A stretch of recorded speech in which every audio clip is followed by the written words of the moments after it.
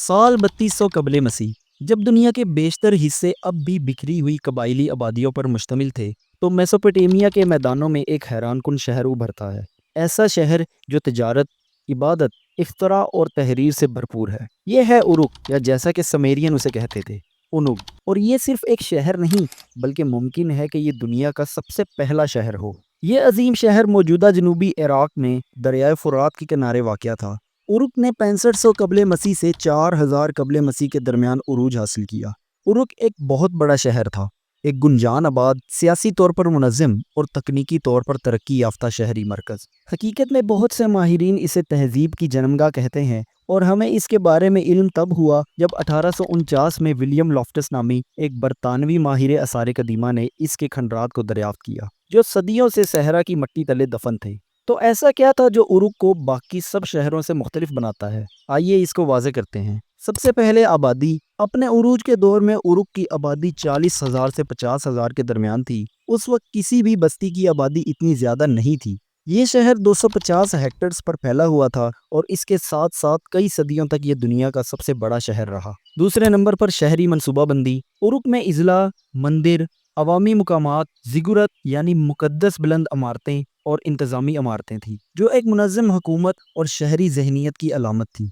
तीसरे नंबर पर तहरीरी निज़ाम। उरुक ही वो जगह थी जहाँ यूनिफॉर्म यानी दुनिया का पहला तहरीरी निज़ाम इजाद हुआ, जो अनाज, जायदाद और तजारत के इंतज़ाम के लिए बनाया गया। चौथे नंबर पर अजीम इमारतें। अनाना का ज़िगुरत मोहब्बत और जंग की देवी के लिए बनाया गया इब्तदाई अजीम माबदों में से एक था। ये मिस्र के अहरामों से बहुत पहले बनाया गया था। और पांचवें नंबर पर माशी तकसीम और निज़ाम। उरुक में नानबाई, शराब बनाने वाले, कुम्हार, पुजारी और ताजिर थे।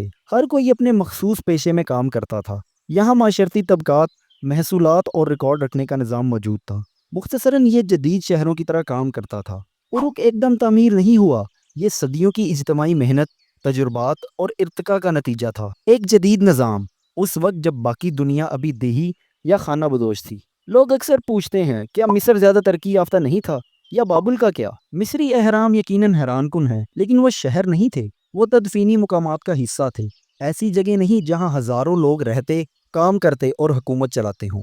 बाबुल बहुत बाद में आया, तकरीबन 1894 कबले मसीह में, यानी उरुक के बाद 2000 साल से भी ज़्यादा। उस वक्त तक बाबुल की तमाम तरक्कियात, तहरीर, बादशाहत, कानून और शहरी मनसूबाबंदी पहले ही उरुक में जन्म ले चुकी थी। तो यूँ समझे कि मिस्र और बाबुल ने तहजीब को निखारा, लेकिन उरुक ने तहजीब को जन्म दिया। उरुक सिर्फ एक कदीम शहर नहीं था, बल्कि ये दास्तानों का भी शहर था। ये था गिलगामिश का शहर, वो नीम देवता बादशाह जो एपिक ऑफ गिलगामिश का मरकजी किरदार है, जो इंसानी तारीख की कदीम तरीन तहरीरी दास्तान है। कदीम तहरीरों में उरुक का जिक्र एक ऐसी जगह के तौर पर आता है जहाँ देवता इंसानों के दरमियान चलते थे। कुछ का मानना है कि ये वही मुकाम है जहाँ आसमान से आए हुए देवी और देवता जैसे अनु और अनाना इंसानों को इल्म सिखाने आए।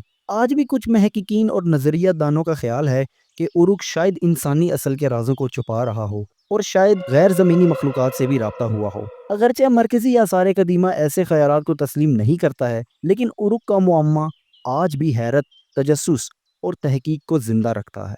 उरुक सिर्फ पहला शहर नहीं था, बल्कि वो पहला ख्वाब था जो इंसान ने खुद को बेहतर बनाने के लिए देखा। और ये सब शुरू हुआ आज से तकरीबन 8000 साल पहले, मेसोपोटामिया के दिल में।